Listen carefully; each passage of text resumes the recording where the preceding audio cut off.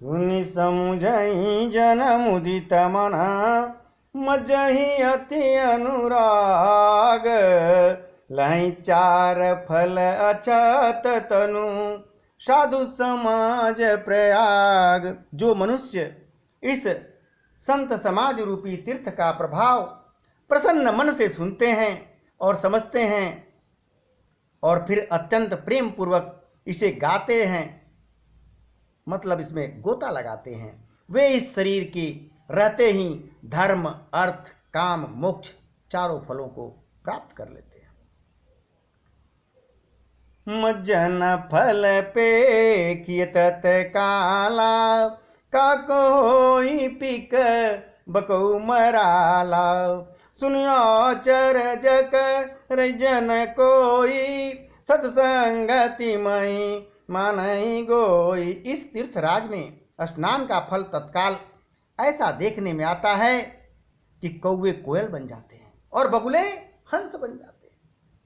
यह सुनकर कोई आश्चर्य न करे, क्योंकि सत्संग की महिमा छिपी नहीं है। अरे बाल्मीक नारद घट जोनी निज निज मुखन कहिए निज होनी कि जलचर थलचर नभचर नाना जे जड़ चेतन जीव जाना। वाल्मीकि जी, नारद जी, अगस्त जी अपने अपने मुखों से अपनी होनी कह रही है। जल में रहने वाले, जमीन पर चलने वाले, आकाश में विचरने वाले नाना प्रकार के जड़ चेतन जितने जीव भी इस जगत में हैं, मति की रति गति भूत भलाई जब जेहि जतन जहाँ जेहि पाई सो जानब सतसंग प्रभाव और लोकं वेदन आन उपाऊ। उनमें से जिसने जिस समय जहाँ कहीं भी जिस किसी यंत्र से बुद्धि से कीर्ति से सद्गति विभूति ऐश्वर्य और भलाई पाई है, सो सब सत्संग का ही प्रभाव माने। वेदों में और लोक में इनकी प्राप्ति का दूसरा कोई उपाय नहीं है। अरे बिन सत्संग विवेक न होई और राम कृपा बिन सुलभ न सोई। सतसंगत मुद मंगल मूला सोई फल सिद्धि सब साधन फूला। सत्संग के बिना विवेक नहीं हो सकता और श्री राम जी की कृपा के बिना सत्संग भी नहीं मिल सकता। सत्संगति आनंद और कल्याण की जड़ है। सत्संग की सिद्धि ही फल है और सब साधनों का फूल है। और बाकी साधन तो सब फल क्या है? सत्संग की प्राप्ति। सठ सुधरहि सतसंगत पाई पारस परस कुदात सुहाई। विधि बस सुजन कुसंगत परहि फनि मनि समनि जय गुण अनुसरहि। दुष्ट भी सत्संगत को पाकर सुधर जाते हैं। जैसे पारस के स्पर्श में लोहा भी आने पर सोना बन जाता है, किंतु दैव योग से यदि कभी सज्जन कुसंगत में पड़ जाता है तो वह भी वहां सांप की मणि के समान अपने गुणों का ही अनुसरण करता है। अर्थात जिस प्रकार सांप का संसर्ग पाकर भी मणि उसके विष को ग्रहण नहीं करता है, इसी प्रकार जो सज्जन पुरुष हैं, साधु पुरुष हैं, अगर दुष्टों के प्रभाव में भी आ गए तो भी अपना ही प्रकाश डालते हैं, दुष्ट का उनके ऊपर कोई प्रभाव नहीं पड़ता। विधि हरिहर कवि कोविद बानी कहत साधु मही मास कुचानी। सोमोसन कही जातन कैसे साक बनिक गुण साक बनिक मणि गुणगन जैसे। ब्रह्मा विष्णु शिव कवि और पंडितों की वाणी भी संत महिमा का वर्णन करने से सकुचाती नहीं। वो मैं कैसे किस प्रकार कर सकता हूं। जैसे साग सब्जी बेचने वाले मणि के गुणों का समूह नहीं का वर्णन नहीं कर सकते, उस प्रकार तुलसीदास जी कहते हैं मैं क्या वर्णन कर सकता हूं। बंदौ संत समान चित, हित अनहित नहीं कोई, अंजलगत शुभ सुमन जिमी, सम सुगंध करि दोय। मैं संतों को प्रणाम करता हूं जिनके चित्त में समता है, जिनका न कोई मित्र है न कोई शत्रु है। मैं अंजलियों में रखे हुए सुंदर फूल, जैसे हाथ में फूल तोड़ के रख दीजिए, दोनों ही हाथों को समान रूप से सुगंध देता है, वैसे ही संत शत्रु और मित्र दोनों को समरूप कल्याण करता है। संत सरल चित जगत हित, जानी स्वभाव स्नेह, बाल विनय सुन कर कृपा, रामचरण रति देव। संत सरल हृदय और जगत के हितकारी होते हैं। उनके ऐसे स्वभाव और स्नेह को जानकर मैं विनय करता हूं। मेरे इस बाल विनय को सुनकर कृपा करके श्री राम जी के चरणों में मुझे प्रीति दे। बहुरी बंदी खलगन सती भाए, जे बिन काज दाहिने उबाए, तो परहित हानि लाभ जिन के रे, उजरे हरस विषाद बसेरी। अब मैं सच्चे भाव से दुष्टों को भी प्रणाम करता हूं, जो बिना ही प्रायोजन अपना हित करने वाले का ही अहित करने लगते हैं। दूसरों के हित की हानि ही जिनकी दृष्टि में लाभ है, जिनको दूसरों के उजड़ने में भी हर्ष है, बसने में बड़ा दुख है। अरे हरिहर जस राकेश राहु से, अपर काज भट सस बाहु से, तुझे पर दोष लखई सह साखी, परहित घृत जिनके मन माखी। जो हरि और हर के यश रूपी पूर्णिमा के चंद्रमा के लिए राहु के समान हैं, अर्थात जहां कहीं भगवान विष्णु या शंकर जी के यश का वर्णन होता है उसी में बाधा डाल देते हैं। और दूसरों की बुराई करने में तो सहस्त्राबाहु के समान वीर हैं, जो दूसरों के दोषों को हजार आंख से देखते हैं और दूसरों के हित रूपी घी के लिए उनका मन मक्खी के समान हो जाता है। अर्थात जिस प्रकार मक्खी घी में गिरकर उसे खराब कर देती है और स्वयं भी मर जाती है, उसी प्रकार दुष्ट लोग दूसरों के बने बनाए काम को अपनी हानि करके भी बिगाड़ देते हैं। तेज कृषान रोषमयी शेषा, अगयव गुण धन धनिय धनेशा, उदय केतु सम हित सबही के, कुंभकर्ण सम शोभतनी के। जो तेज दूसरों को जलाने वाले ताप में अग्नि और क्रोध में यमराज के समान हैं, पाप और अवगुण रूपी धन में कुबेर के समान धनी हैं, जिनकी बढ़ती सभी के हित का नाश करने के लिए पुच्छल तारे के समान हैं, और जिनके कुंभकर्ण की तरह सोते रहने में ही भलाई है।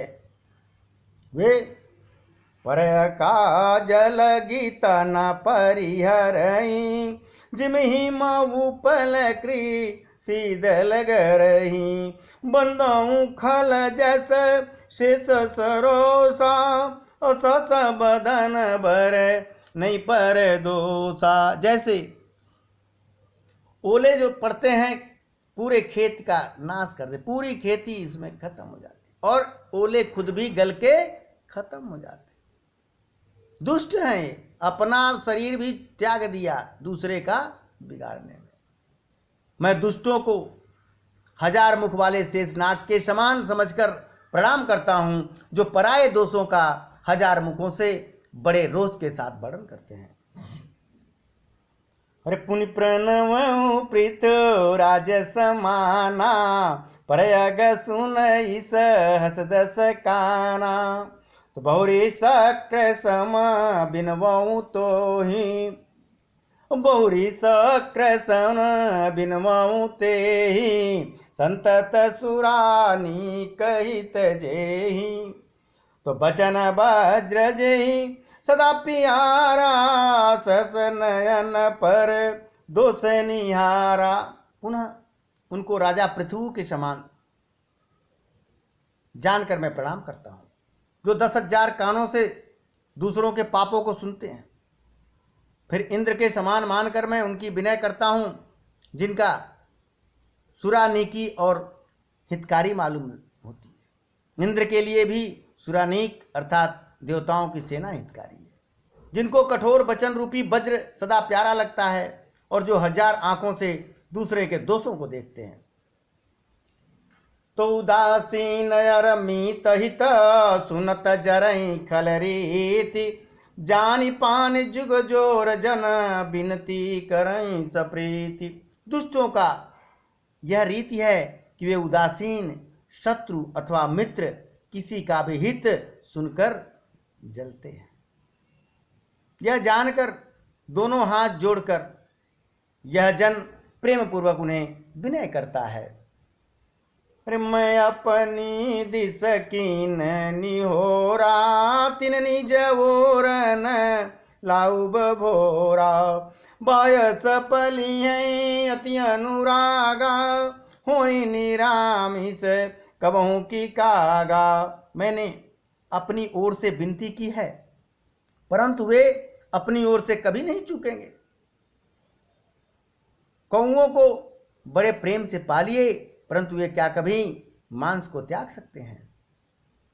बंदों संत असज्जन चरना, दुख प्रद उभय बीच कछु बरना।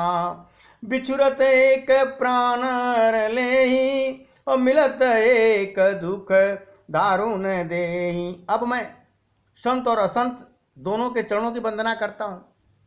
दोनों ही दुख देने वाले हैं, परंतु उसमें थोड़ा अंतर है। अंतर क्या है कि संत बिछुड़ता है तो दुख होता है, और असंत जब मिलता है तो दुख होता है। अरे उपजहि एक संग जग माही, और जलज जोक जिमि गुण बिल गाही। सुधा सुरा सम साधु असाधु, और जनक एक जग जलधि अगाधु। दोनों जो संत हैं और असंत हैं जगत में एक साथ पैदा होते हैं, पर एक साथ पैदा होने वाले कमल और जोग की तरह उनके गुण अलग अलग होते हैं। साधु अमृत के समान मृत्यु रूपी संसार से उबारने वाला है, और असाधु मदिरा के समान मोह प्रमोद और जड़ता को उत्पन्न करने वाला है। दोनों को उत्पन्न करने वाला जगत रूपी अगाध समुद्र एक ही है। भलयन भल निज निज कर तूती, लहत सुजसयप लोक विभूति। तो सुधा सुधा कर सुरसरी साधु, अगर लयनल कली मलसर व्याधु। रे गुण अवगुण जा नत सब कोई, जो जेहि भाव निकते सोई। भले ही जो भलाई है, भले और बुरे अपनी अपनी करनी के अनुसार सुंदर यश और अपयश पाते हैं। अच्छा करेंगे तो अच्छा, बुरा करेंगे तो बुरा। अमृत चंद्रमा गंगा और साधु एवं विष अग्नि कलयुग के पापों की नदी अर्थात कर्मनाशा, और हिंसा करने वाला व्याध, इनके गुण अवगुण सब कोई जानते हैं। किंतु जिसे जो अच्छा लगता है, मन को भा जाता है, वही अच्छा है। भलो भलाई पहलाई लहई नीचाई नीच, सुधा सराहई अमरता गरल सराहई मीच। भला भलाई ही ग्रहण करता है और नीच नीचता को ग्रहण करता है। अमृत की सराहना अमर करने में होती है और विष की मारने में। खलय गय गुण साधु गुण गाव, भय अपार उदधि अवगाह। ते कछु गुण दोष बखाने, संग्रह त्यागन बिन पहचाने। दुष्टों के पापों और अवगुणों की और साधुओं के गुणों की कथाएं दोनों ही अपार और अथाह हैं। इसी से कुछ गुण और दोष का वर्णन किया गया, क्योंकि बिना पहचाने उनका ग्रहण या त्याग नहीं किया जा सकता। अरे भले उपोच सब विधि उपजाए, गण गुण दोष भेद बिल गाए।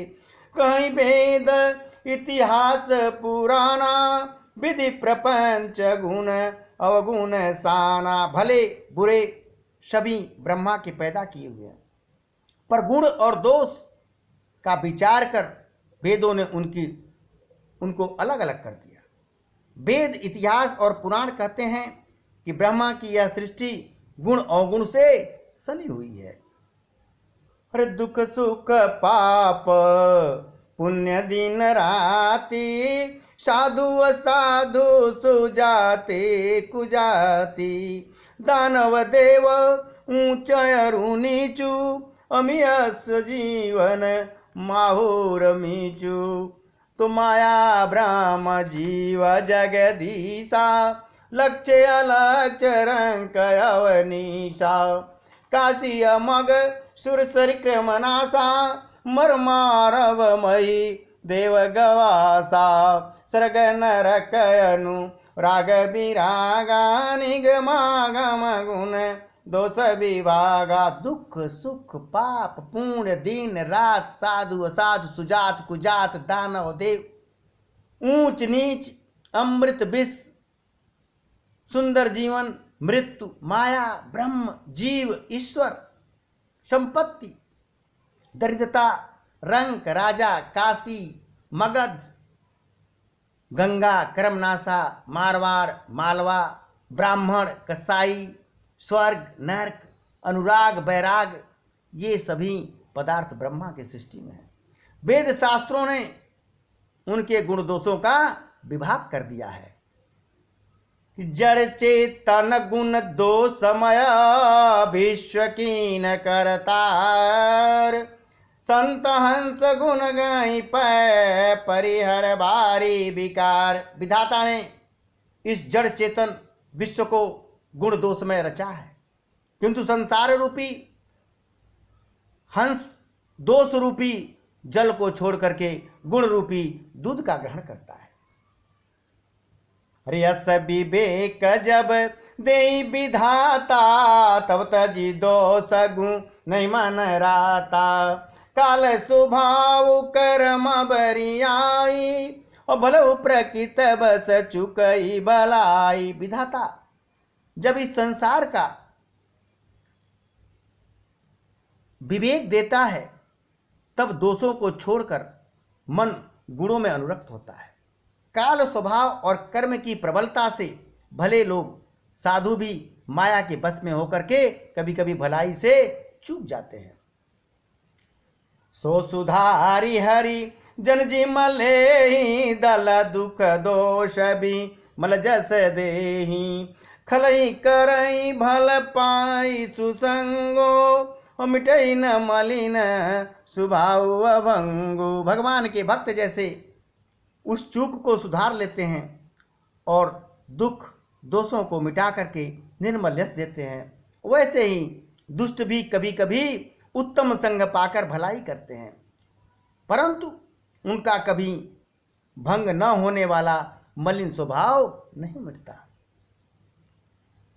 अरे लखी सुबेश जग बंचक जेऊ, बेस प्रताप पूजियई तेऊ। उघरई अंत न होई निबाहु, और काल ने मजिमी रावण राहु। जो बेशधारी ठग है, जो आजकल बेश बना के घूमते हैं, उन्हें भी अच्छा साधु का बेश देख करके लोग पूजने लगते हैं, परंतु एक न एक दिन वे चौड़े में आ ही जाते हैं। अंत तक उनका कपट नहीं छिपता, जैसे कालनेमी, रावण, राहु आदि रहे। क्यों कुबेश साधु सन मानु, जिम जग जामवंत हनुमानु। हानि कुसंग सु संगत लाहु, लोकहु वेद विदित सब काहू। बुरा वेश बना लेने पर भी साधु जो है सम्मान नहीं पाता। जैसे जगत में जाम्बवान हनुमान जी बुरे संग से हानि और अच्छे संग से लाभ होता है। यह बात लोकों में, वेदों में और सभी लोग कहते हैं और जानते भी हैं कि गगन चढ़ई रज पवन प्रसंगा, की चहि मिलई नीच जल संगा। साधु साधु सदन सुख